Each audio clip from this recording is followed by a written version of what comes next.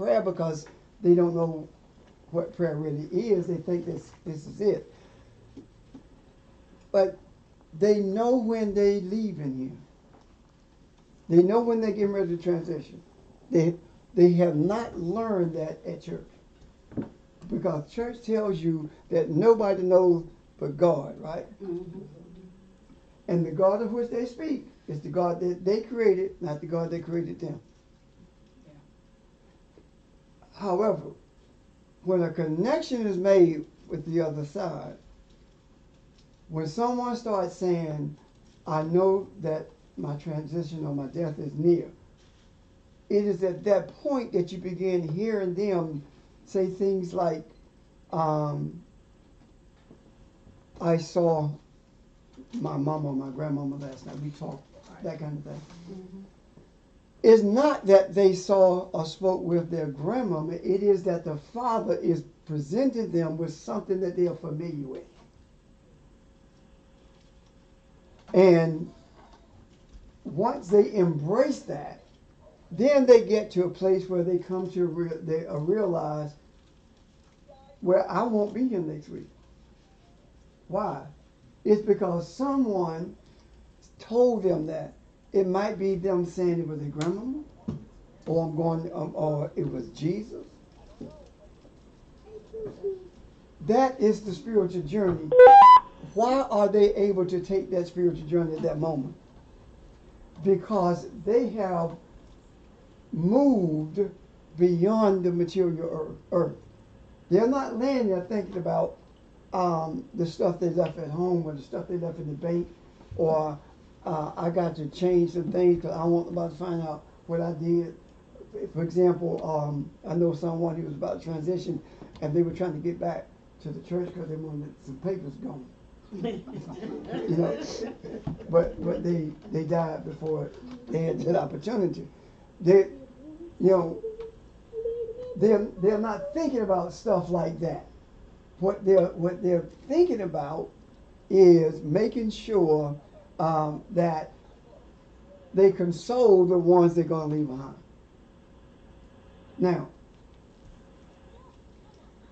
that consolation for those who they are going to leave behind, I use that word leave behind very loosely, okay? It's just for context, because that's not what happens. They do that because they want them to understand that I've been to the mountaintop.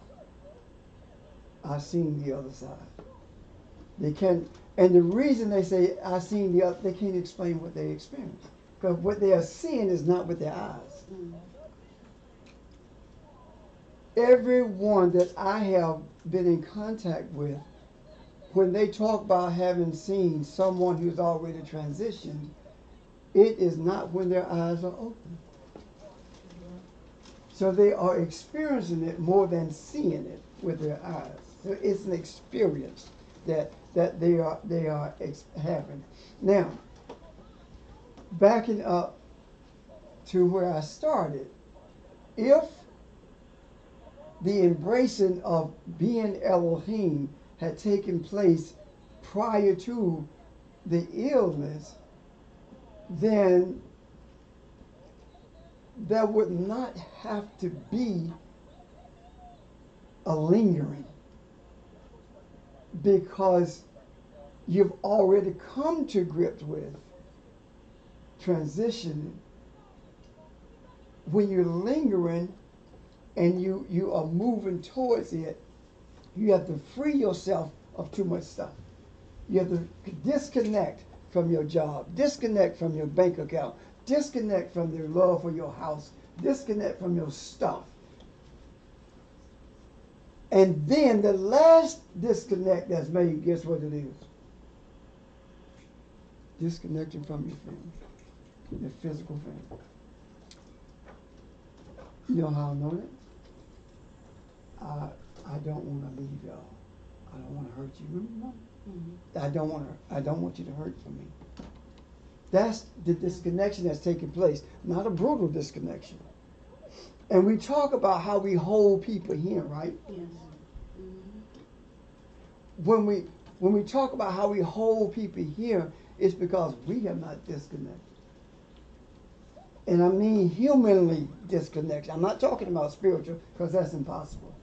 Humanly disconnect from that. It doesn't mean that you don't love them, but it does mean that you have to, quote unquote, let them go into the other realm.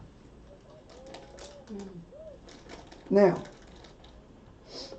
if we cannot embark on this journey until we embrace that we are Elohim, then it is also true that we will never understand what Revelation is speaking of until we embark on this journey.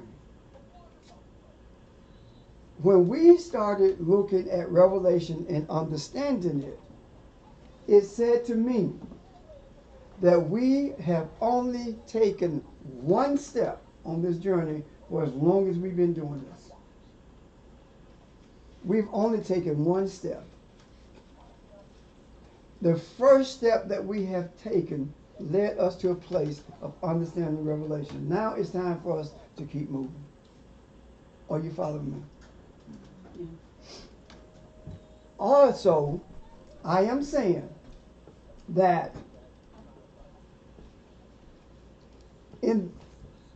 when you take that first step, you don't have to disconnect from stuff because you've already done it. You cannot be trying to hold on to this world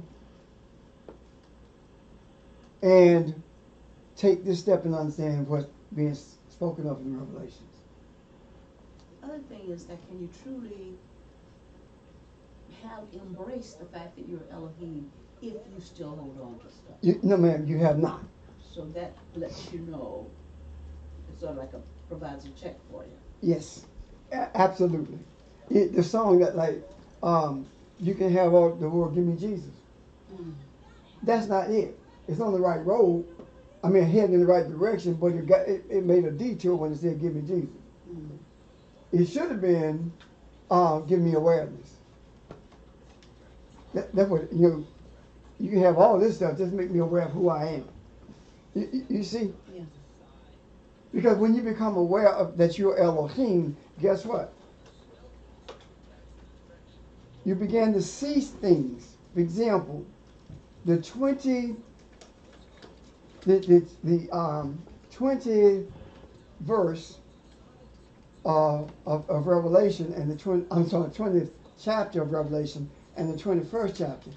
Actually, the 21st chapter should have been the 20th. Because you can't, if you look at it in a organized way, what takes place first, you will see that before you can get to understanding the beast of the sea in verse 13, right? Chapter 13, verse 1, you have to have received enlightenment, right? Because you cannot see it without enlightenment. What am I saying to you? And I saw a new heaven and a new earth, for the first heaven and the first earth had passed away, and there was no more sea. You have to understand from this that there is a new there's a new insight. There's an insight that you're receiving that's beyond any insight that you thought was coming from God. Are you with me? The new earth is your new way of looking at earth consciousness. You don't see the earth anymore as land and trees and stuff. You see it in a spiritual way. Does that make sense? So now you don't see heaven as a geographical location or a destination. You see it for what it is. Heaven is enlightenment. Our Father, which is heaven. Abum, which is enlightenment. Not the source of enlightenment, which is enlightenment. When you begin to see that, it is at that point that you are shown other things. What are you shown? I saw an angel come down from out of enlightenment. when I began to look at heaven and earth from a different perspective, when I began to see it differently, what happened when I began to see it? What took place when I began to see it differently? This is what took place when I started seeing it differently. When I got fresh enlightenment, when I got new enlightenment, when I understood what earth consciousness was, I got a message. And the message that I got came out of this enlightenment. And what I saw was this message this word is the key to the bottomless pit. And this message is able to bound or to bind the authority that negative energy has had in this earth. Can you see that? So you just went to which chapter? Okay. What'd you say, Bob? I got it. Okay. So that's you were doing this, right? And you were making the case that really 21 should have been 20 first, and then you went okay. Then you right. Gotcha. I'm with you. Okay. Okay. So when we look at that and we see, you cannot receive the message that's spoken of in 21 unless you've had enlightenment, right? Been enlightened. You have to be able to understand the light of the other world, and let me use that loosely as well. Talked about heaven, right? That's enlightenment. Mm-hmm. You know what enlightenment is, but you can't explain it. Your view of earth is not stuff and things and ground and trees. Your view of earth is earth consciousness, which is an awareness of what the purpose of this thing called earth. The earth consciousness tells us that you are able to deal with the weather-related issues. You're able to deal with anything that rises in this earth because you were created for the purpose of dominating this earth and bringing it to a place of spiritual maturity so that it can be as that place of enlightenment that you were created is. What am I saying? When you understand earth consciousness and the purposes of it, you will understand that there is supposed to be not a bridge, not a doorway, but a unicity, a oneness between the other world of heaven and this world of earth. So that is the reason when Jesus was resurrected, that Jesus could be in one world, in the other world at the same time. When Jesus appeared in the upper room, he didn't go up the steps. He didn't go up. He didn't traverse the stairs. He appeared. When Jesus was on the road to Emmaus, and they said, "Hey, you that dude that got crucified, he gone." What am I saying? He moved. He was moving in and out of the spiritual realm. He was manifesting his body, and then at the same time leaving his body. The body is seen in the earth. So if you take neutrinos, and neutrinos are those elements that can pass through a wall, because it simply means that they are neutral atoms. However, electrons and protons can't, because they will attach as they go through. But neutrinos can pass between them without attaching. So what I'm saying is that the light body of which we speak is 100% neutrinos. So that's why it can move through solid walls, but you can see it in a natural form. And the reason for that is so that Jesus did it, is so we can understand this is where your journey. This is where your journey is bringing you to a place where, as is in heaven, so is in earth. As above, so is below. So the same things that take place in the other realm will be taking place in this earth when we get to this place of embracing the totality that we are Elohim. Are you following me? Yeah. So it seems like what you're saying is that we've talked about the tree of the knowledge of good and evil. We talked about the tree of life. And it seems that Revelations is showing us the unicity of these two Absolutely. trees. That's It's it. the last book in the Bible. Um, but it reminds me that of this thing about what first shall be last and last shall be first. Or the tree is in the seed. Right. If you understood Revelation now, early on, in terms of your spiritual enlightenment, your spiritual journey, then it's almost like you backpedal into the rest of your life. There isn't, I mean, you said, if a child understood Revelation, a child would, a child's journey in this realm would be totally different Absolutely. than what our journey has been as children, thinking about very physical things first. Yes. You absolutely. See, what you have just described is the necessity in understanding Genesis so you can know where you came from. And I'm not talking about biting an apple and a snake crawling around on something. I'm not talking about that. I'm talking about understanding that Genesis was the book of Genesis does not speak of a man who was punished in terms of Adam. Genesis speaks of an entity that was brought into being, that was given the privilege of becoming just like the one that created it, because that's the purpose for its creation. And in order to do that, it could not be perfected. It had to perfect itself. And in perfecting itself, it had to bring balance to that which was right, that which was unright or wrong. You understand? So what the earth is, it is a place that I've call a dressing up room. And it's real. It's the room where you dress the garden.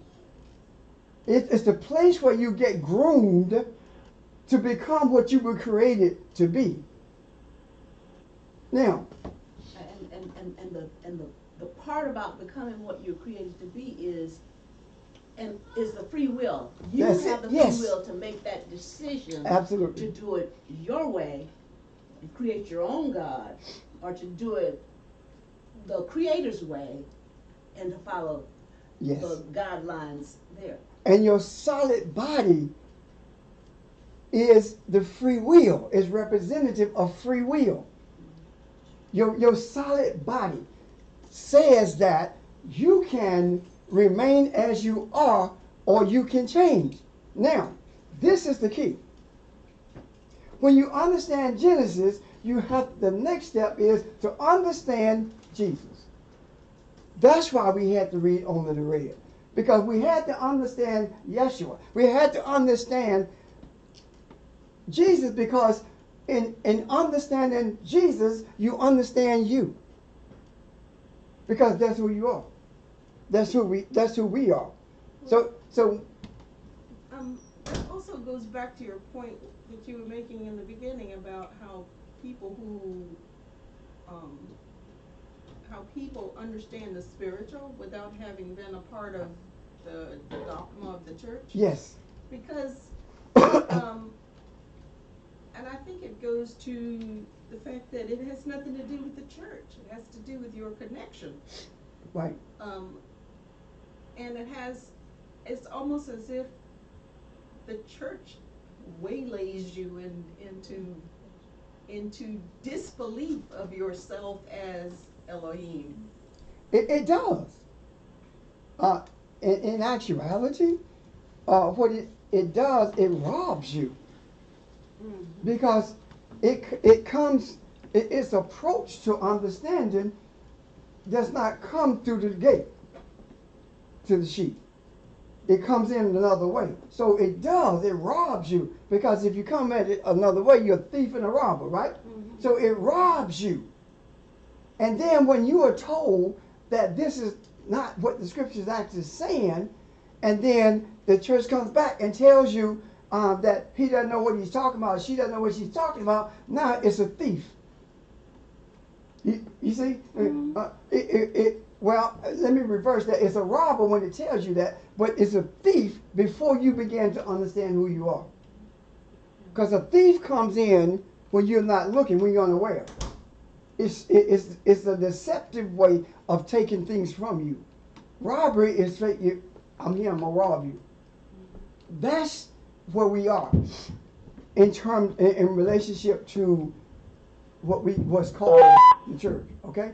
The next thing. I'm Okay. so sorry. Okay, that's okay. No, don't apologize. So the issue is the church has murdered so many ideas and thoughts of people who are on the verge of pushing forward and understanding who they really are, by saying you can't be like God. You can't be. Well, you can't be God. So I mean, I think of this dream deferred kind of idea. Mm-hmm. You know, I'm thinking about the Aramaic understanding of what it means to kill, Yes. and that's murdering your thoughts and ideas also of who you really are, the enlightened person that you were created to be. And we know that. Because we say it. Don't kill that kid's spirit. Yeah. You know, don't kill. Don't destroy the character. We say that, don't we? When we understand who Jesus is, then we understand who we are. But we also have to understand something else. And we have to embrace it. That there was one who came after Jesus, who built on what Jesus taught. And his name was not Jesus. His name was Muhammad. He built on what Jesus taught. Jesus showed, he laid a template out for how we relate to females, right? Mm-hmm. Because prior to that, the priest/preacher has separated male and female. That's Adam. For this cause, I will separate this thing. Why? Because I can run the show on my own. So you can't be a deacon, and you just not got permission to go in some pulpits. So that's that separation of Adam, separating male from female. You see where I'm coming from? Mm-hmm. So what happened? Jesus says, touch me. In other words, when a woman touched him when her menstrual cycle was on, Jesus says, who touched me? He didn't say I'm unclean. When at the well, he didn't say, well, I can't talk to you because we're not related. Separation. But the greatest separation came with this. When Adam separated this, when Adam said that Jesus was not married. That's the ultimate separation. The one who was sent to show us how to become one again, how to be what we were created to be prior to the separation. The church said he was not married. There was no connection. There was no oneness with him. You see? Yeah. So what does that do? That minimizes the importance of the feminine, and it exalts the masculine. So, when Muhammad came on the scene, Muhammad didn't just do examples of it, Muhammad said it. Females are just like males in terms of the respect that they are due. There's nothing that a male can do that should dominate. A male should not dominate females. That's what Muhammad taught. But the church said, don't read the Quran because it is of the devil. No, the church said don't read the Quran because they didn't want you to know what it said. Because when you see what it said, you might make a connection to the template that was laid and the foundation that was built by Muhammad based on the template that Jesus laid.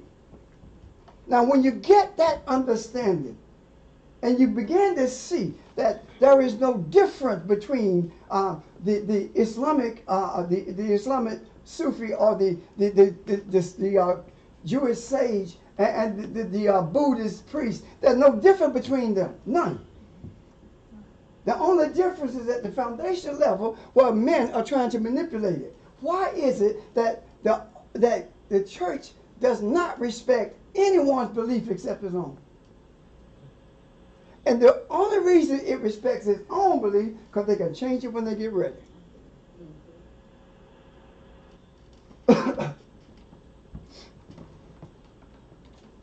Yesterday,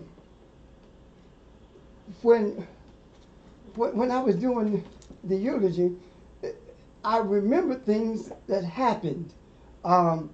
Here's a man who did not attend Great New Faith, was not under the teachings at all. Yet, when he was in the hospital, he told his daughters that he and I had a conversation. He said, I had a good conversation with Richard last night. He talked to me. And they called me and asked me, did you go by and see Daddy? No, I was home. And that was night after night. We talked. And he had never been taught this before. So to your point, that's what is coming from, a deeper place. Because what happened is, when we were there with him, by virtue of presence and desire, his soul was awakened. And when his soul woke up, his soul began to see things with the eye that it never could see with the eyes. You with me? Yes. So now here we are. We are at this place where revelation is being revealed, and the Creator is saying, what I hear in my soul is this. You don't have to understand it word for word. It was not intended for that. But you have to be able to understand the important parts, and I will show them to you. It was written the way it was written because it would be dangerous for the church to have this. What are you saying? And there was put a flaming sword to the gateway of the garden. Remember that? Mm-hmm. It would be dangerous if they were able to enter this garden of life. What are you talking about? The flaming sword is there.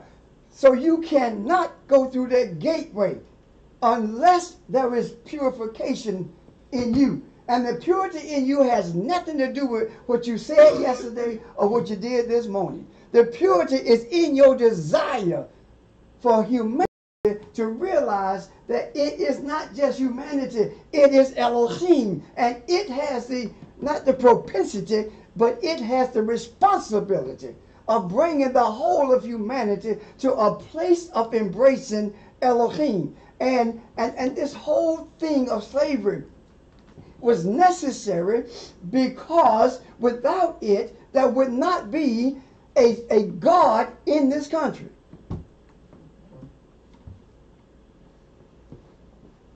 I want you to let that soak for a moment. The only woman on the face of the earth who has in her DNA the gene of every race on the earth is an African woman. So out of the womb of Elohim came the whole world. And because the world began to move away from its origin, and the one who knew that all of us are God, because they couldn't come out of us if they were not God too, but denying who they are, there had to be some change made here. And that change was not being made when those who knew who they were traveled the earth. They were simply given enlightenment and going home. And the Creator said, that's not what I want you to do. But when that man, that African, wouldn't do what they were supposed to do, now, here we go, Cush. I will bring you across the great river, even if I had to do it in chains. Here we are. So now we are in this place, and we are to take up our responsibility of bringing balance to this earth. Not by marching in the streets, and I'm not knocking marching. Some people have to do that, but we don't. Some people have to sit down with the president and go to Congress and look for legislation in order for them to function, but we don't. We are the legislators. We are the legislators from the other world. And if you don't believe that, think about that Saturday in July when we met. And after we met, here comes an African woman, Omarosa. And from that point forward, it's been downhill, has it not? With this current administration. We have a responsibility to make sure that all of humanity understands that it is God. Every group of people on the face of this earth believed that they were gods with the exception of Caucasians. Every group. And it is the Caucasian who said, you can't be God. God is in the Bible. That's what the Caucasian... And in heaven up there. Yeah, and in heaven, yes. That's what the Caucasian said. And the Caucasian said, if you don't believe me, then I will shoot you.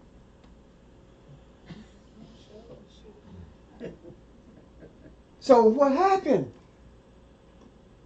A lot of people died, and then the Caucasian said, since you're holding out, I got something else for you. If you don't convert, I'm going to kill your child in front of you. So now what happens? A conversion takes place to prevent the death of the child, and after generation, after generation, after generation, now there is no more resistance because you think that this is right, because you have been convinced that is right, and you are serving a thief, not the creator of everything that is. Are you with me? Mm-hmm. So when we see that, back to Revelation, when we see that the enlightenment of the 21st chapter has to come first, and then you begin to see the message. And guess what? Once you see the message, you're going to see something else. 13 should have been before the other two chapters. I mean, after the other two chapters, rather. Because 13 says, I saw what? I stood upon the sand of the sea and saw a beast rise up out of the sea, having 7 heads and 10 horns. What it's describing is, the message is saying that religion is creating its own spiritual place and creating its own God. When it says having 7 heads, it's talking about the authority of men. 7 is the number for man. Head is what? Authority. So it's talking about men who are establishing religious authority. And the horns are looking at punishment, protection, weapons, etc. The idea of those horns having 10 crowns is talking about, actually a monarchy is a dictatorship. You gonna believe me or you gonna leave him? There are no exceptions. And if the Catholic Church didn't do that, who did it? And out of the Catholic Church came Christianity, did it not? And if you know the fruit, if the fruit of the tree tells you what the root is, then there's no difference with Christianity coming out of Catholicism. The root is still the same. And the same thing is being preached. You can't be God. Yet Jesus said, in that 10th chapter of John, when they challenged him on being Elohim, when they challenged him on being God, Jesus said, is it not written in your law that I say that ye are gods? 10 and 20, I think it is. No one challenged that. But you stand up and say that, and that's one of the reasons, they would say you're blaspheming, but that's one of the reasons it is necessary to tell people you can't do what Jesus did. Because if you can do what Jesus did, you're going to come to the realization that Jesus said, is it not written that I say that you're gods, and would not be challenged, which means that they knew exactly what he was talking about was true. So it is important that you're told you can't be like Jesus, even though Jesus said, yes, you can. You can do everything I've done. And more. And more. So, here we are at the 13th, right? This first verse is talking about religion. You cannot see this without enlightenment. It's talking about the power of religion. And it is the power of religion that established the government of this world. In the 11th verse of that 13th chapter, you see the beasts of the earth coming up out of the earth, right? So what you see there is the government coming up out of earth consciousness, because it is men who wrote the laws based on earth consciousness, not spiritual awareness. Are you with me? Mm-hmm. So as a result of that, we are at a place now where we have to be more cognizant of what we say than ever before. When you come to understand and embrace that you are Elohim, your responsibility is greater. The responsibility for humanity is on your shoulders. You cannot allow someone else to carry it because you were built to carry it. And yes, there are times when you're going to be exhausted to no end. When you go to bed at night, your body goes to sleep. You don't. Your body gets tired. You don't. How do I know that? Most people only control their bodies when it comes to a paycheck. I was tired, but I pushed through. How did you push through if you was exhausted? Because I had to do it because I can't miss no days at work. See that? Mm-hmm. If you can push through by releasing adrenaline, how come you can't do it all the time? You control your body when you are pressured to do it. This is your body. It is no different than that being your car. The car can't move without you. Your body can't move without you. And when you stop moving your body, you say, you know what, I'm done.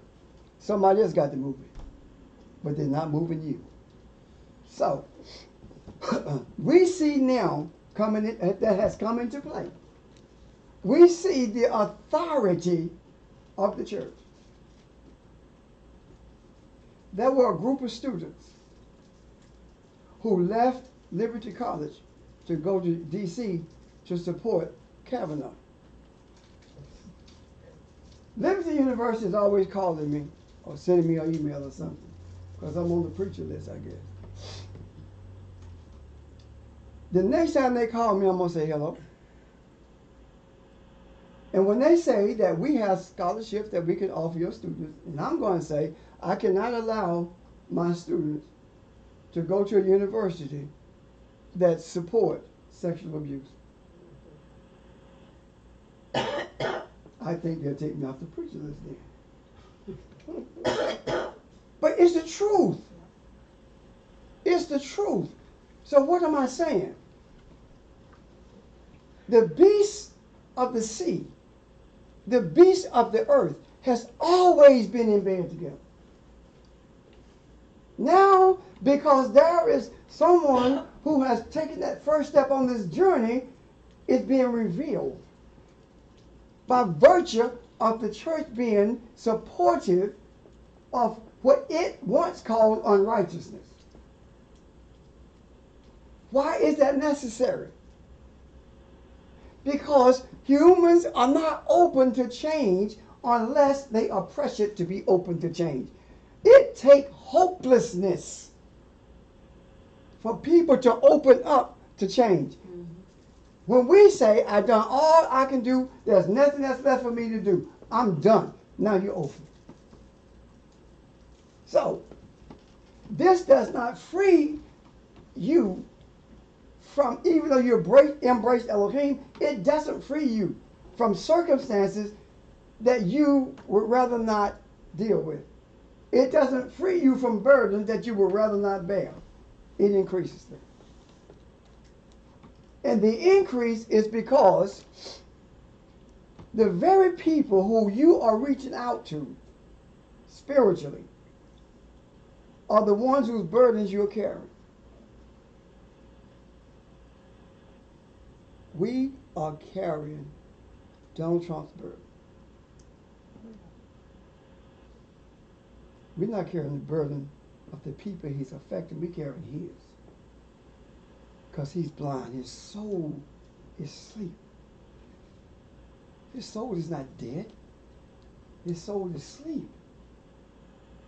Spiritual things can't die. They can't cease to exist. And we are carrying that burden. It is incumbent upon those who embrace Elohim. You are given permission to go into the garden of understanding, the garden of wisdom, and come out with light. And that's a responsibility. That responsibility comes with that. And it is my contention that all tentacles of everything that's ugly to mankind, that's preventing the human mind from submitting to the spiritual soul, leads back to him. And when he is properly dealt with, and I don't mean shot, I don't mean that.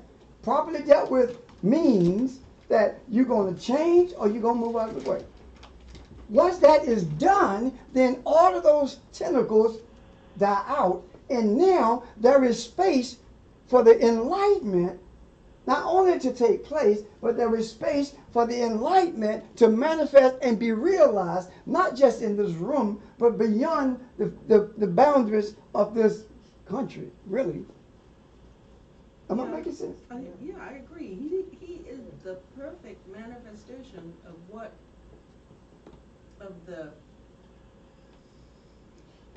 the church calls the Antichrist.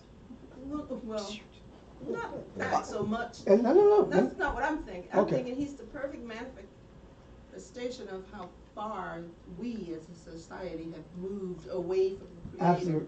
Absolutely. Yeah, 2 Corinthians.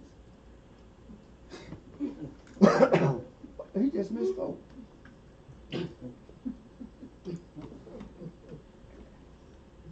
See, It's the manifestation of all that chaos. and that is the very reason he's chaotic. And the reason people attach to him because they're chaotic too. Mm-hmm. Now, when I say Antichrist, I'm not talking about anti-Jesus.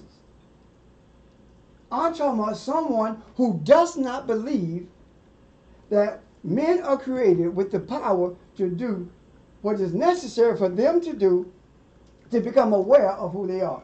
Christ talks about the power to do what you were brought into this earth to do or purpose to do. Well, he's the direct opposite. Absolutely. Because he believes in power as it relates to what it can do for him. Whereas those who are Elohim believe that the power we have is for the good of mankind. Absolutely. So that's what I see. Now let me show you something else that That his sleeping soul does not understand. see when we look at the New Jerusalem, he is the direct opposite of that. So was the church. Because the church says the New Jerusalem is heaven. They don't call it New Jerusalem. They say that's a description of heaven in that 21st chapter of Revelation. That's what the church tells you. This is where you're going when you die. You're going through the pearly gates, right? Peter will be standing there with a key on his waist.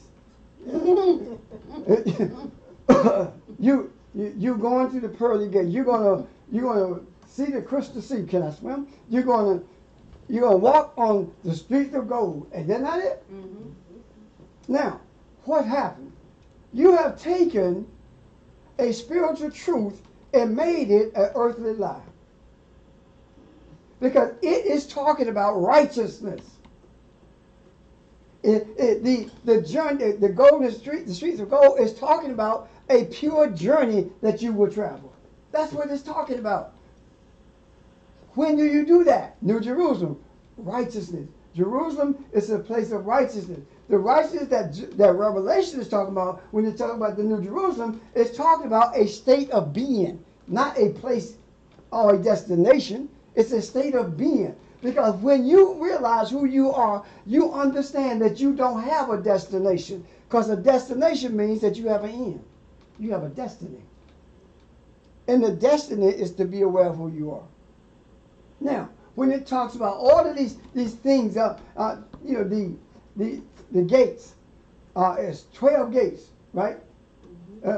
3 gates into the city on each side, right? 12 gates.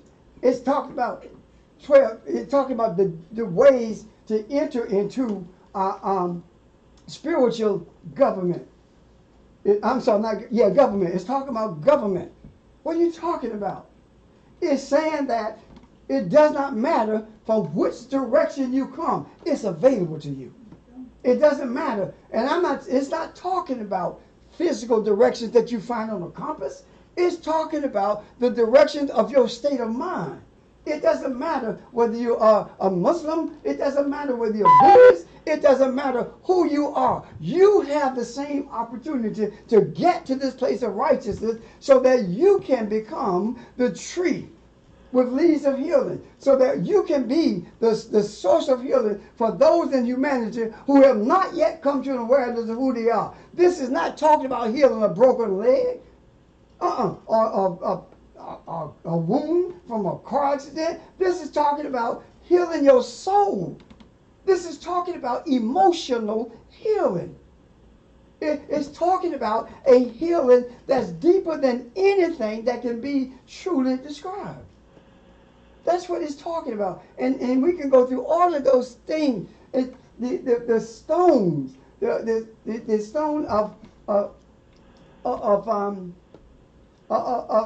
onyx talks about seeing things with the clarity, because it talks about clear onyx. Onyx is black. So that's the wisdom. So what it's talking about is seeing wisdom with the clarity. There's no fog there. There is no. You don't have to read this wisdom on a piece of paper. You read it from the other side, because the book from which you read cannot be seen with eyes. Why? Because the soul can't be seen with eyes. When I talked about the hidden place, that the hidden place is your soul, and the reason it is hidden is not to keep it from you. It is hidden so that you can have opportunity to explore it, to experience it, to allow it to feed you without interruption. When you go to a hidden place, it's talking about going someplace where nobody knows where you are, right? Mm-hmm. Uninterrupted, right? Mm-hmm. When you talk about the hidden place, no distraction. That's why the church is wrong when it comes to talk about prayer. Because Jesus said prayer is not the multiplying of words. If it's not words, then why do we use them? Prayer is meditation. What are you talking about? You can't meditate with distractions. No, you can't. I saw one of the amazing things. And I read the family text, but I don't respond a lot. Robert, Tristan, CJ, they meditate. That's amazing to me. Not amazing that, oh wow. No, amazing to me in that I could see the change from here. What happens when they get as young as Janice? You can say old, I don't mind. Now, if I go say old, I say me, as old as I am. I mean, seriously, what happens? What they're being taught is how to diminish or to altogether move out of their way distractions. Because you can't see your way clear without moving the distractions. So this when Revelation, when you look at the idea that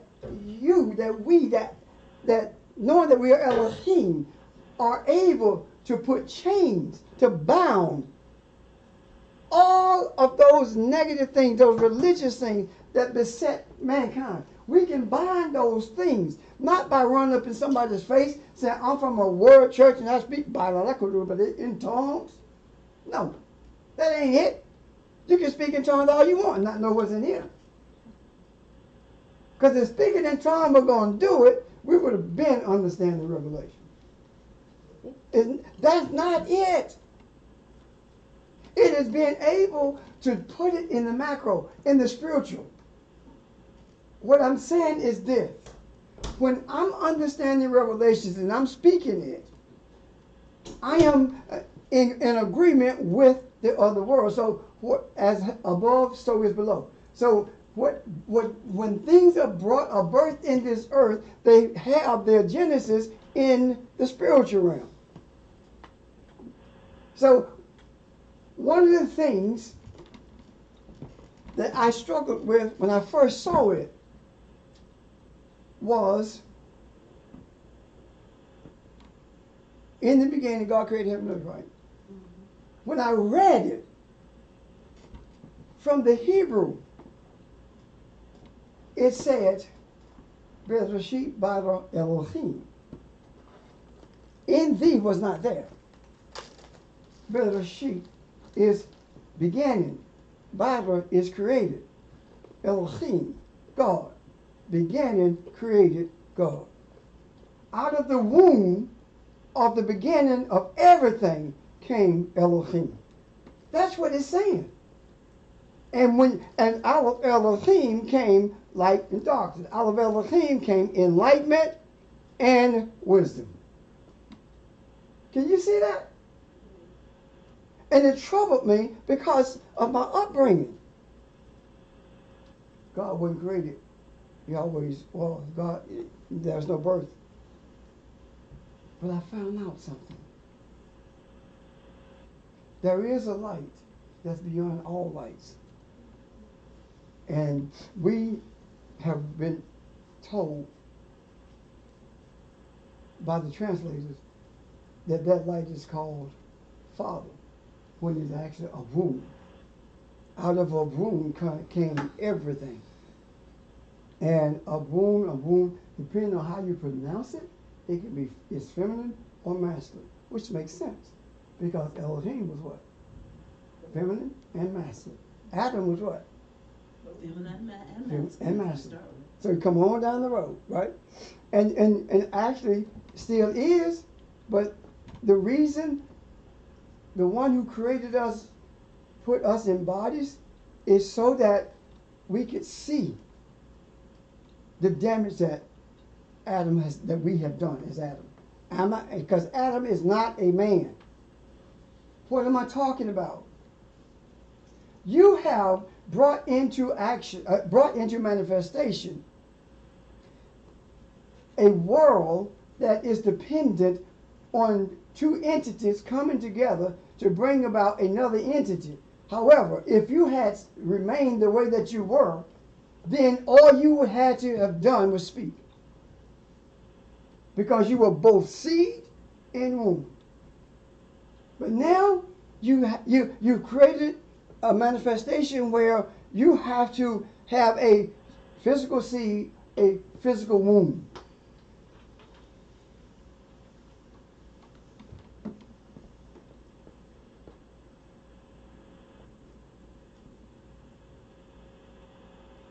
And the Caucasian is so hell-bent on creating its own God until now it says, I don't need a wound, give me a petri dish. I'm serious. We can do this in a petri dish and implant it.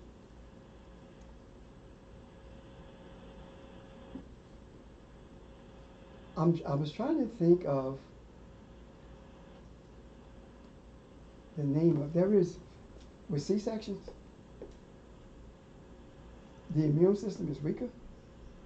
A lot of asthma and other things come as a result of that, because passing through the womb, there is a bacteria that the baby picks up that enhances the immune system. But C-sections are done because it's faster. Usually, they don't have to be a C-section, but they're done and it's less pain.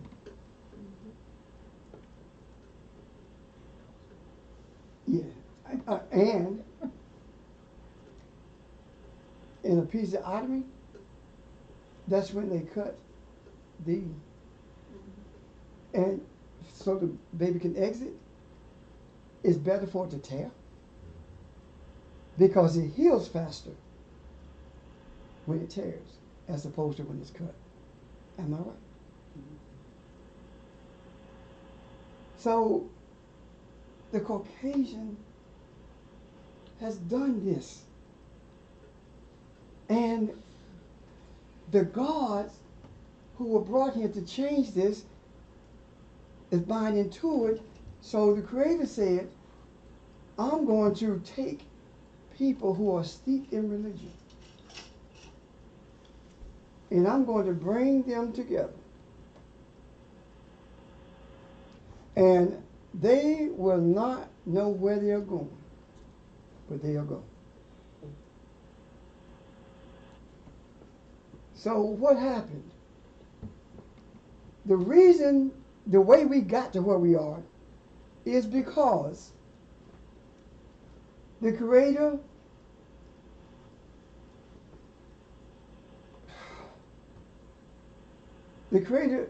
just let me deal with me. The Creator took me to a place where I could have gone either way. Through high school, not boasting, just the truth. If I didn't want it with the student. And teachers attest to that. Decisions that were made that students might balk at, the teacher said it one of those roasts for me, that they took how I was going to respond to it into consideration before they made the decision. I thought I was the stuff. Organizing civil rights, during the civil rights era, DC, same thing. All these opportunities presented to me there, to everything said stay. Yet here I am. Why? This man said to me, you mean to tell me you could have gone to med school or law school and you chose not to? Do you realize how much money you could have made? And I'm like, it's not about the money. And went on to give us some other stuff that he wish he hadn't said that, but anyway. So what did the Creator do? The Creator said, you got to go back to South Carolina. You got to go back. You have to go back to the place where the African was brought in mass and distributed. You got to go to the distribution center of the enslaved people. You have to go to the epicenter of it. You have to do this. Why? Because you have to deal with the energy there. I'm in Union. This is the place where the laws were made. But I'm in Union. Yes, you are. But But this is the place where the capital was moved during the Civil War. So now you have to backtrack. Go on to Columbia. Why? I don't know. But look where we are. Look at what's changing. I'm telling you, the day that Kavanaugh was nominated, I said he will not be approved. And everybody I talked to, with the exception of the folk that cover, thought I was crazy. Because it's a shoe-in, right? It was something in me that would not allow me to embrace it. Even when they decided to vote yesterday, he will not be approved. I promise you it's not going to happen. What happens? Here we go with this investigation. You think they ain't going to pull it? What am I saying? When I said we have to be cognizant of what we say? Because when you embrace who you are, your desires are no different than your expectations. You know when we talked about desire and expectation? That here is your desire and here's your expectation. There is no more space between desire and expectation.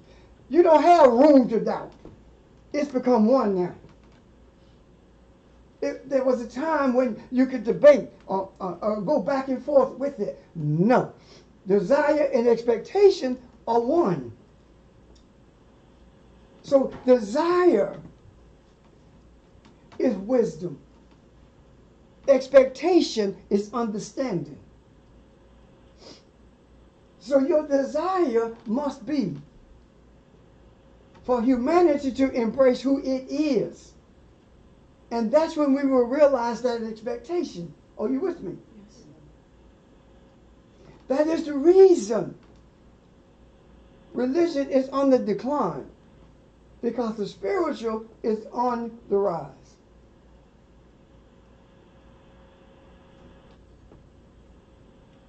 We have been convinced that the church can't die. And I say church, I'm talking about the religion can't die. If it's on life support now. Now, understand something. The people in those places, for the most part, are sincere. Yeah. They really are. The people in the pulpit are sincere. Even though they're sincerely wrong, but they are sincere. And the thing that keeps them from understanding is the hype. They love the attention. It was kind of funny yesterday as I spoke.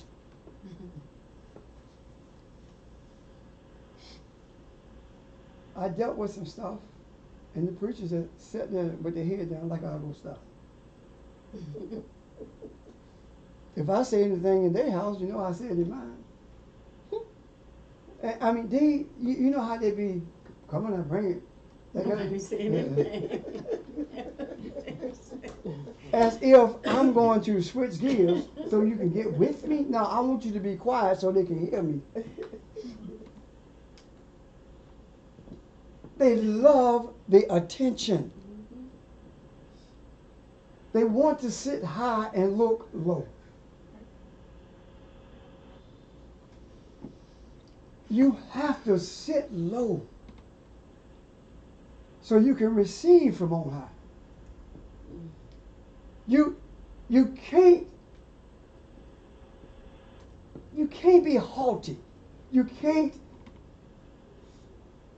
embrace these antics. Hit me in the back. Don't hit me. Come on, bring it now. Don't do that to me. And yesterday I almost said, I'm not going to, I ain't hooping now. I'm doing what I'm doing, I'm teaching. But I just stopped it. I said, then I just stopped. Because you don't have to say anything about the obvious. Now let me tell you something else that happened. To show you how Caucasians are. They love Jesus. The one who go eat, don't they? Yeah, that's what They say. love Jesus. That's what they say. But don't talk about Jesus too long. Don't talk about them scriptures too long now. Cause we get bored. We get tired. We ready to go. Yesterday, people said to me, when the hand hit 3, they start walking. They got impatient because I stood too long. For them. But I stood till I finished. It wasn't an hour. It wasn't about 30 minutes. And you go start walking. What's it 30 minutes? And you gonna start walking because I'm talking about the book that y'all talk. That we know Jesus. But don't talk too long. Why? Children have a short attention span. They are the children. Barbara Jean, they came from your womb. They're your children. We have to increase their attention span by teaching them. They came from us. This is not a put down. This is love directed toward those who needs to be loved, who they need a hug.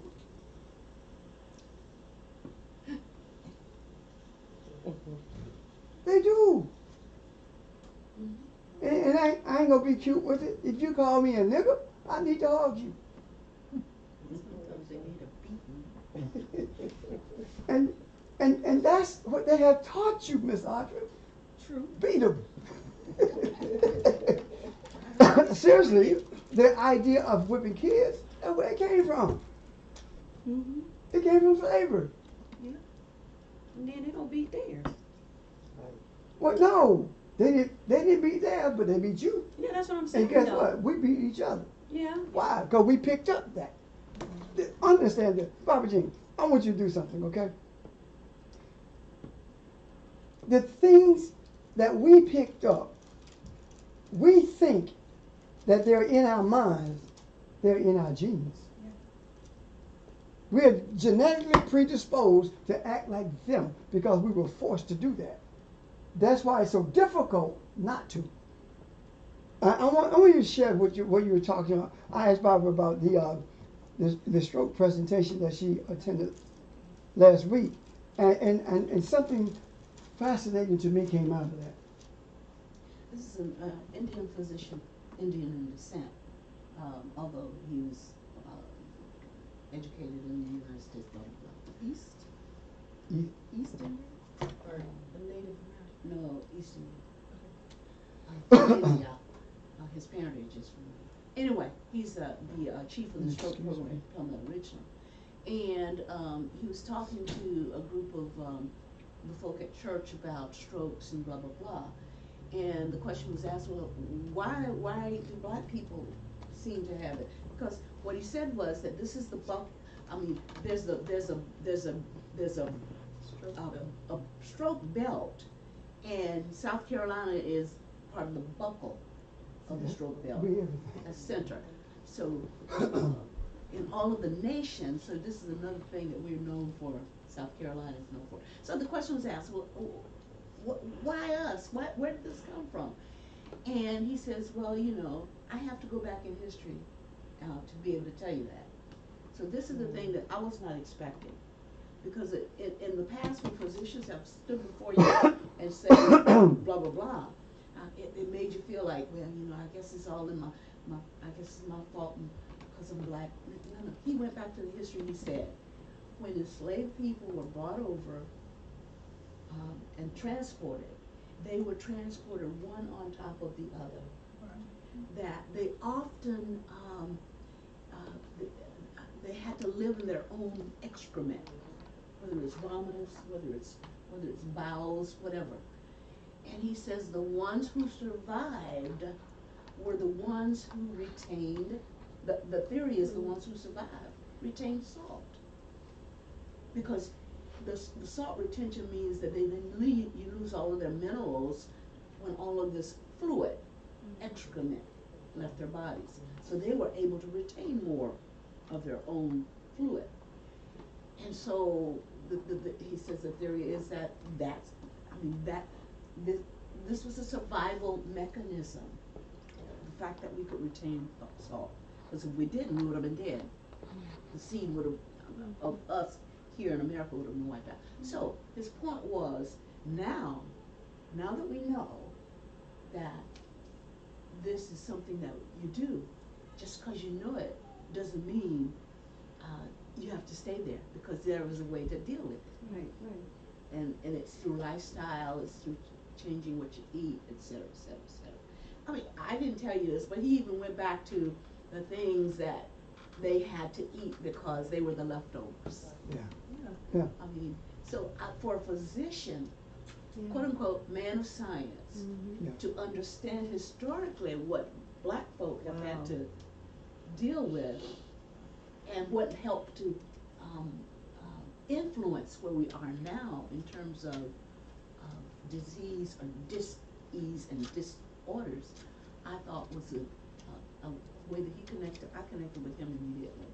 Because he knew enough to go back to give me something that I couldn't connect with. Right. And a lot of other people had not thought about that, and they connected with that too.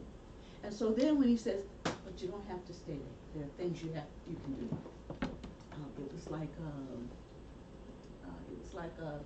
putting light on the situation. So Now let me ask you this question. Let me say this. Let me preempt it. No other race of people could endure slavery. No other, all of them died.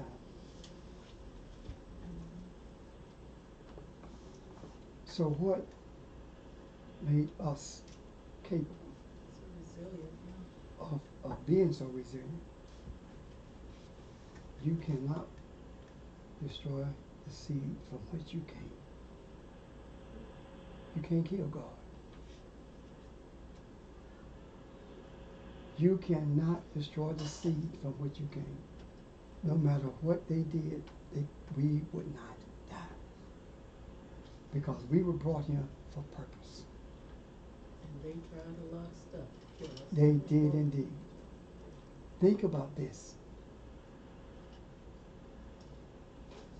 Everyone that we engage with sexually and the child comes as a result of it, regardless of who it is, you know that they came from God because they look like us.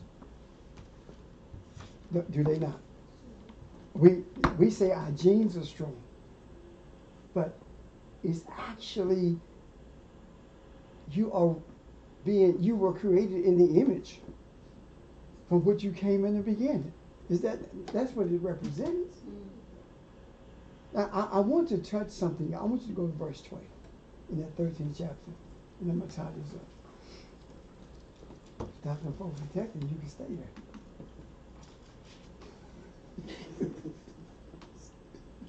You know what I'm saying? No, sir. Okay. What chapter again? 13, Okay. 1, and 3. And what verse again? 12, 1, Thank and you 2. all. Okay. Okay, I want you to see something. In verse 11, we talked about the beasts of the earth, right? Mhm. Now look at what 12 says. And the beasts of the earth, right, exercised all the power of the first beast before him. You see that? Mhm. What is that saying? This beast caused the earth and them which dwell therein to worship the first beast, whose deadly wound was healed. Do you see that? Do you see the message in that? Mhm. What is that saying? It is saying that the earth, the beasts of the earth, the government forced those who dwell in the earth to worship the church, Catholicism. They forced to become religious Christians, going to Africa telling Kwame, your name is a heathen name. You need a Christian name. Your name is Bob.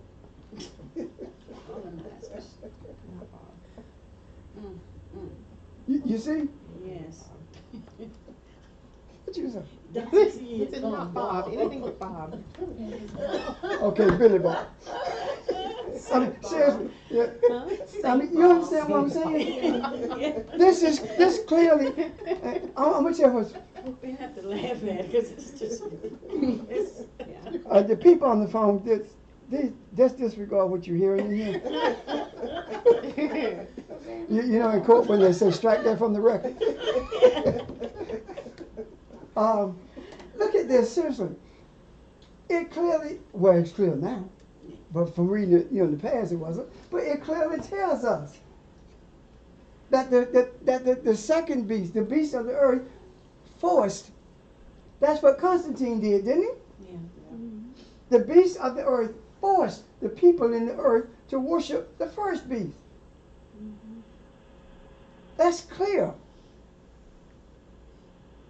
Yet we sitting around waiting for some beast to come up out the Atlantic Ocean. And for the Antichrist to rise in Russia. The church used to call the evangelical church. They used to call Putin the Antichrist until him and Trump fell in love. I'm serious, they did. But now they don't say that anymore. Bromance for the ages. What? A bromance for the ages. Indeed it is, because the other bromance, one died. What are you talking about? Think about it. Huh? John McCain and Nancy. Really? The bromance. I didn't say they were going together. I said bromance. Okay, Jimmy. Learn something new every day. You do, don't you? That's why you came. Really? To learn something new. No. Now let me say this. Now, the beast, the church. So the second beast exercised the power of the other beast, which was the earth, the beast of the earth, and forced people to worship the beast of the earth. No. The It second said- beast is the beast of the earth. The first beast is the beast of the sea, and the first beast, Oh, forced I'm sorry. I started with 12 instead of 11. 11. And see, the second beast, which is the beast of the earth, exercised the power of the first beast. Now I want you to hear this. I want you to hear this. This is saying that without the church, the government will have no power. That's what it's saying. It's saying that all the power that the government exerts upon people comes as a result of the power given it by the church. That is the reason that when the government or when news folk, when people want to talk about Christianity, they go to the Catholic Church. When they talk about Christianity, when they talk about Christian voting and stuff and Christian policy, they go to the evangelical. They don't come to us. The other thing is this. Why is it that the government has not shut the Catholic Church down? That's where I was going next. Given the Kavanaughs of the world, et cetera, and here you have priests who rape children. Yes. And I only like to call it pedophilia. It's so pretty. I like to call it rape. Child rape. You know why? Because I like to put it in your face. This is child rape. If the Baptist or the Methodist churches were guilty of this, then what would happen? Would be no more Baptists, would be no more Methodists. Then it would be over with. But why is it that the Catholic Church is not? Because the foundation of the government is the Catholic Church. That's why. That's the foundation of it. Look, when you go home, Google the Supreme Court and see how many of them are Catholics. Go to Congress, see how many of them are Catholics. Go to MSNBC and CNN and see how many of them are Catholics. Go to the ones who are in authority in the military and see how many of them are Catholics. People, I am not bashing Catholics. I'm just telling the truth about the circumstances that we're in. This is what Revelation tells us. These are the words that were written about what John saw. And if you can't stand the truth, then it's okay. And let me reiterate something. Every new person who comes towards me, what do I say to them? If you stay here, you're going to lose your Jesus. Sometimes they don't come back. You're going to lose your God. And all these little church things you do, you're going to find out that they are not necessary. Do I not? I got this little thing I have to say, because I don't want to be sued for taking their God. That's a disclaimer. Yeah, thank you. You're waiting to tell me something like that, weren't you? My spirit has awakened.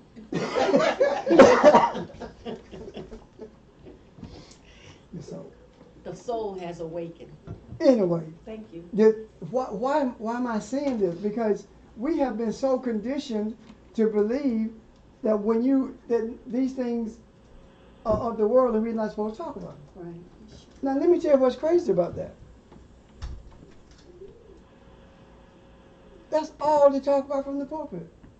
How bad things are. And how the Lord will change things.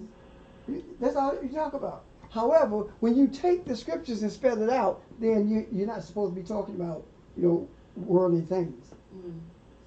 But if the scripture is not to show us how to make things better in the world, what's the point? What's the point? And think about this. Out of all the pastors I know, I'm the only one who could stand up and talk to you about the scripture, telling you what it means without mentioning anything in this earth. Think about it. When I lay a foundation for a message, a eulogy, when I lay a foundation for a eulogy, I explain exactly what that scripture means before I connect it. Think about it. So what are you saying? There may be others, but I'm the only one that I know. And itching ears don't want to hear that. So rejection comes as a result of it. So what are you rejecting? You're not rejecting me. You are rejecting truth. Truth is not something that you can play with, massage, and make it be what you want it to be. Truth is what it is. Truth is not a policy. Truth is life. Truth is not something that changes with time. It becomes more prevalent with time. That makes sense? Yeah. Unless you're Rudy Giuliani, the truth is not true. Huh? Unless you're Rudy Giuliani. Yeah, truth is not true. Mm-hmm. And again, that's the defense. Mm-hmm. These are all of these things. I had no clue that I was going to take this direction because my intent was just to do those verses, those 4 verses, and call it a day. But what I was shown was the writings are not in order. That's part of how they were hidden in plain sight. It was meant to be that way? Yes. Yes. They're hidden in plain sight. And go ahead, Audrey. Go ahead. And the whole concept of taking one verse and doing a message from it without bringing in other stuff was done. And that is in itself is a way to confuse people. Right, yeah. Go ahead. I have either a question or a comment or wondering or whatever, I don't know, whatever. That's okay. You sound Anyway, like Evelyn now. When you talked about Jesus laying a certain foundation and then Muhammad building on that, talking about bringing the genders back together into the realization that we are all one. My wondering was, because a few hundred years after that, Baha'u'llah came along and he taught, that the races were not separate. We Yeah. were all one family. Yeah. So is that part of that continuum? Yes. That he built the foundation? That we should view the races as one family? Yes, it is. So all that work has been done, now it just has to come to fruition? Yeah, it's being built on. Let me show you something. There are three things that are major bones of contention that separate humanity: gender, race, and government. Yeah. Those three things. Finances is including government, of course. Gender, race, and government. Gender was dealt with, the format for it was laid by Jesus, built upon by Muhammad, and here we are now. Doing what? Laying the Say we foundation, all one. bringing it together so the foundation for government can change. We have the laws of the universe that cannot be defied, that cannot be changed. You cannot stop the stars from shining at night. You can't stop the wind from blowing. And when I say that, I'm talking about man. Now we can. The other night when we were at Radio Faith working, we heard thunder. And we were doing some things like pronounce some mulch and do some other stuff outside. And one of the guys said, it's going to rain in a minute because the clouds are open. I'm like, we ain't finished. We got it all down. And then they started doing something, and then it rained. Everything that we needed to do before it rained got done. Even though that cloud was right there. And the thunder, the lightning was obvious, but it never came. Why? Because desire and expectation has become one. Any questions? Any questions? Let me leave this with you.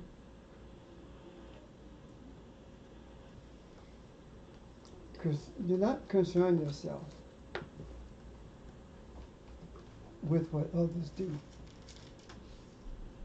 Concern yourself with what you do.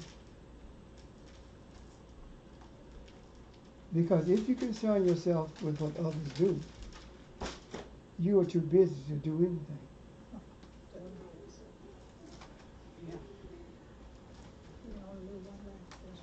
You can't tell me what you're doing if you're busy doing it. Does that make sense? Yes. So concern yourself with what you do. And the works that James spoke of is not just feeding the hungry physically. The works that James spoke of also includes the work that you do in you. You have to be a work in progress by virtue of embracing those things that are brought to your attention either by others or by you seeing it. And not just embracing them, but also desiring them to be perfected. And perfected simply means brought to a place where they have accomplished the goal that they were set forth to accomplish. And I promise you, if you do that, You may have wants, but you won't have needs. You know, I've heard you say desire and expectation have sort of merged. I've heard you say that a lot, but it's only today that my soul has awakened to it. There you go, say the right word. You will get corrected. It's the place of correction.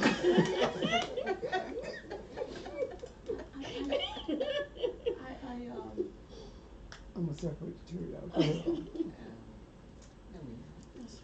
We've been talking about enslaved people, we've been talking about us as a people not understanding that we are Elohim. And we've been talking about Caucasians and I don't know how many people can go around the outside of the world like that and do that.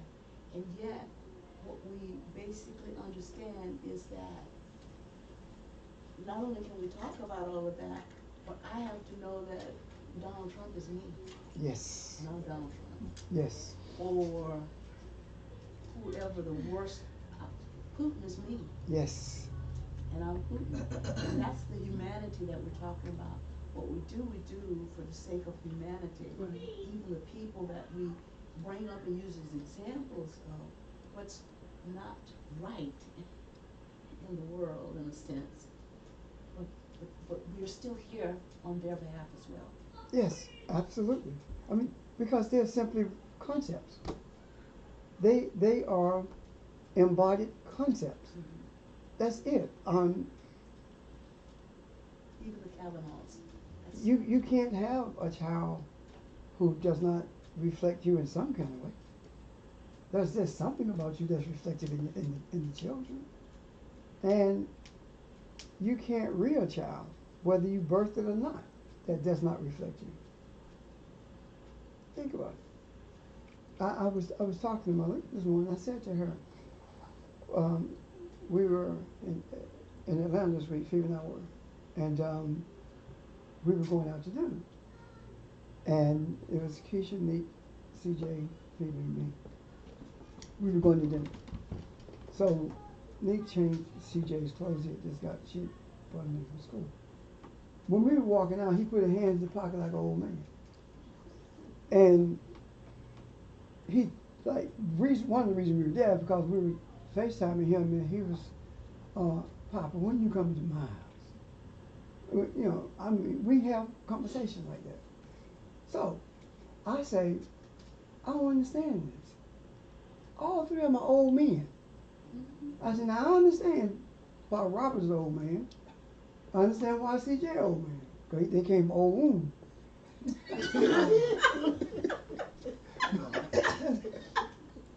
You're not right. But That's exactly right. so I don't understand why Tristan is old. And she said, because in the beginning, he was with old folk radio. And she said, he was with Leslie Craig. I'm like, oh, okay, that's old folk too. That made sense. So I say all that to say this: not only the womb, but it is the energy.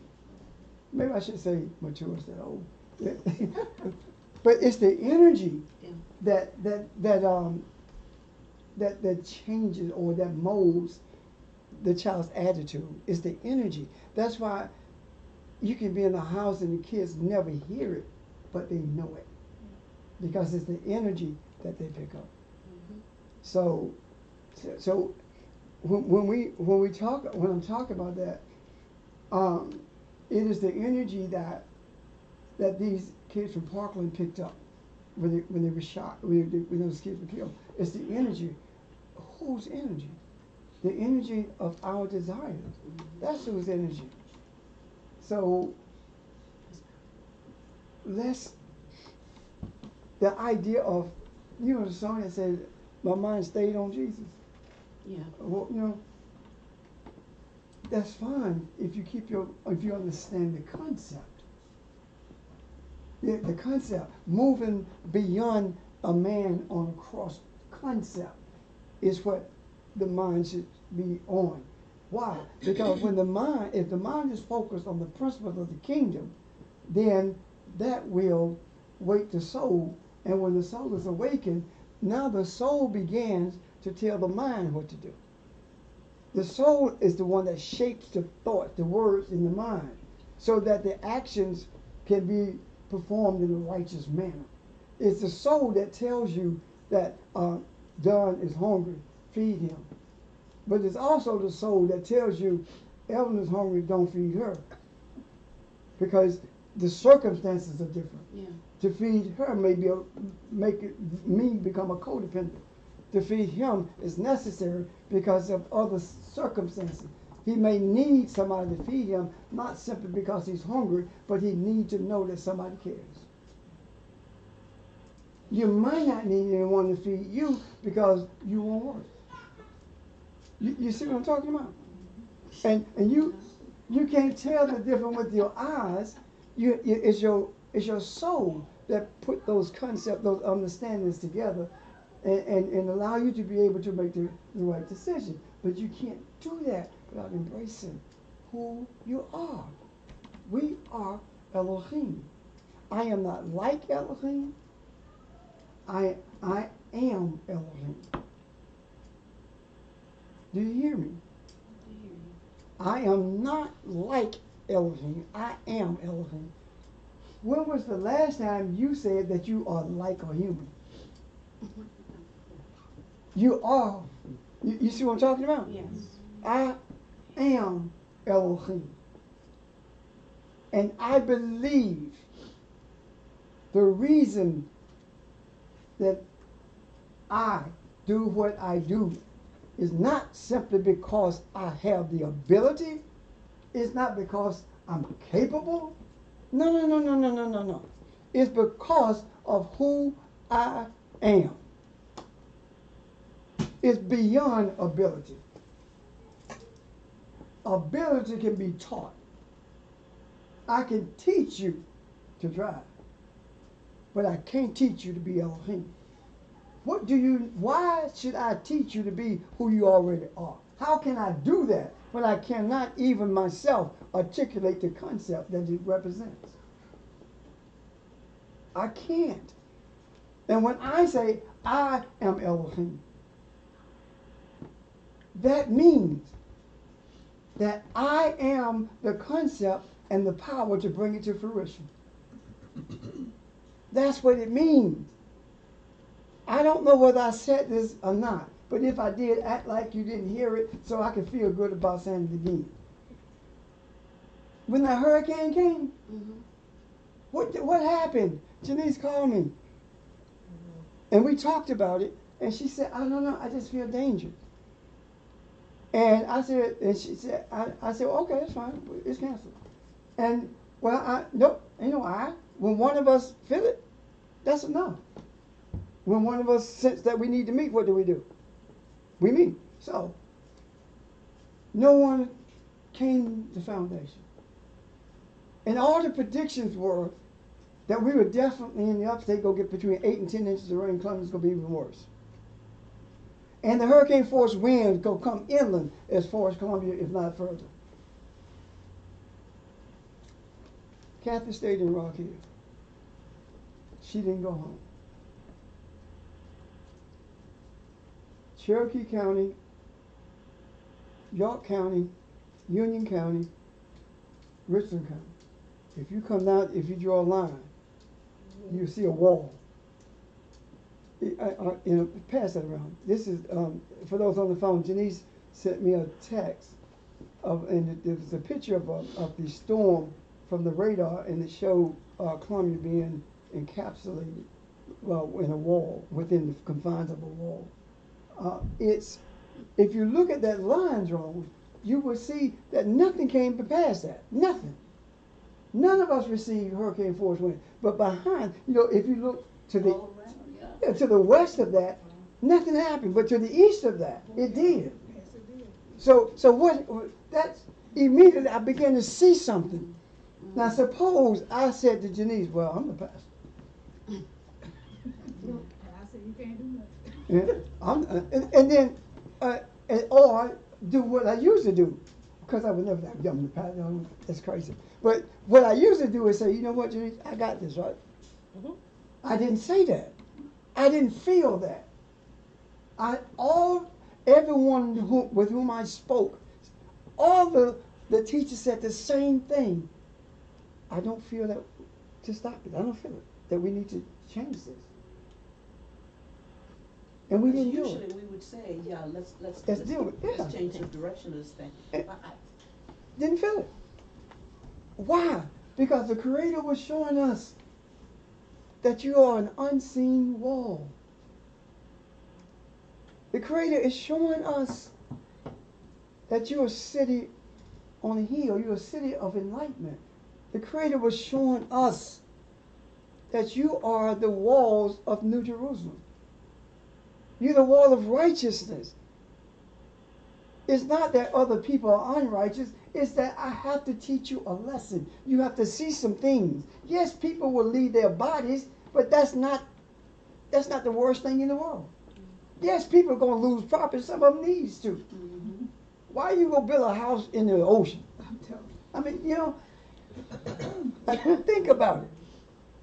So I believe that because of embracing who we are, that it was birthed in the womb of Janice to be this wall. Even though we did not understand it, it is no different than what we always say.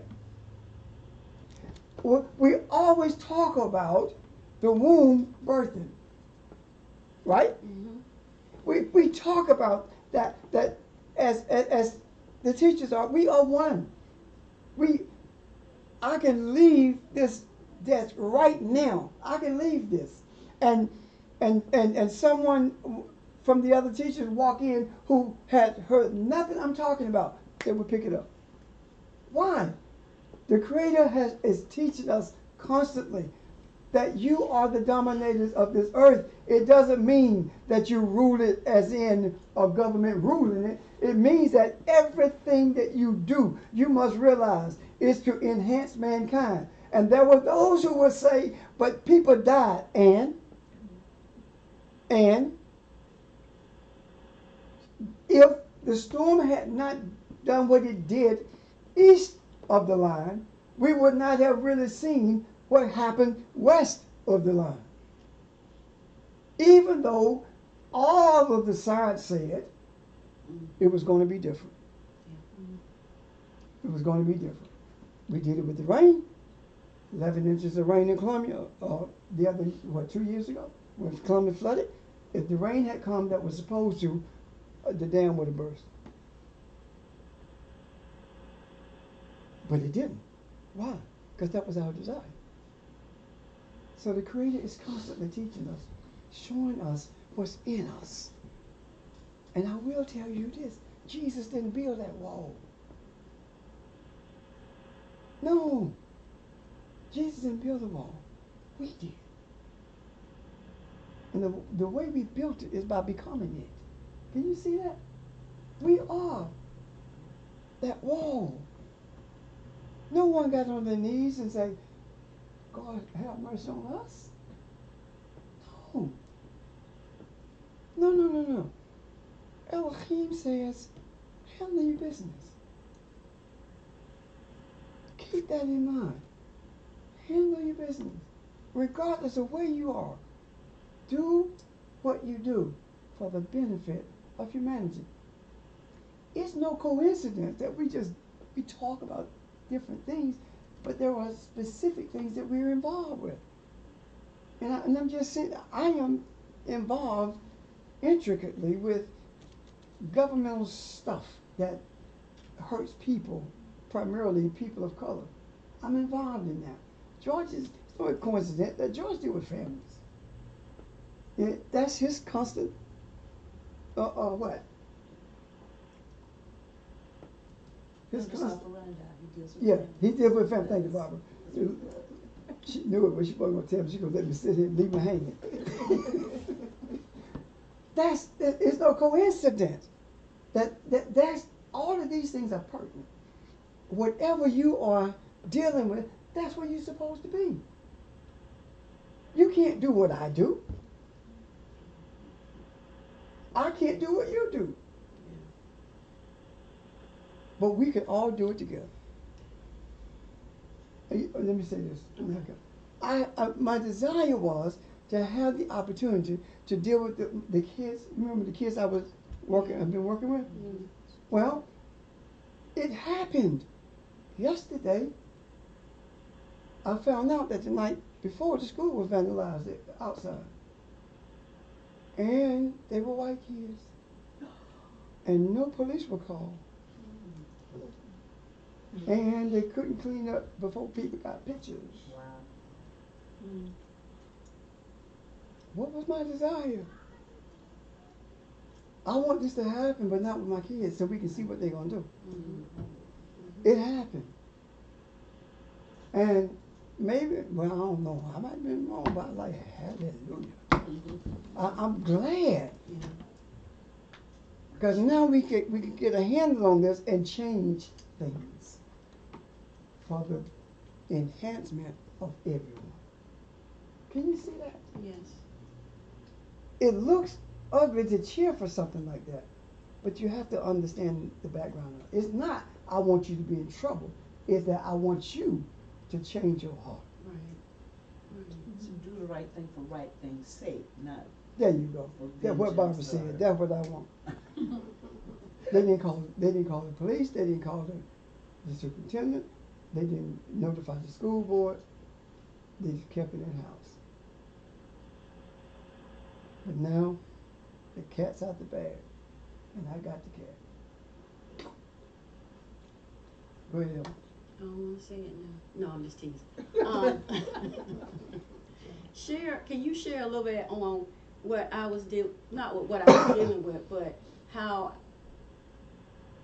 you can't grow weary of what you see on the surface, because we should rejoice in what's unfolding now. First of all, the reason you can't grow weary. I used to say that word. You tried to. Weary. We can't grow weary. You know why? You did it. Why are you gonna be upset about what's happening? You did it. We brought it to fruition, didn't we? Everything that Kavanaugh said, all the lies he told, or all the things that Grassley did to support, and all the rest of them support him. Lindsay getting upset and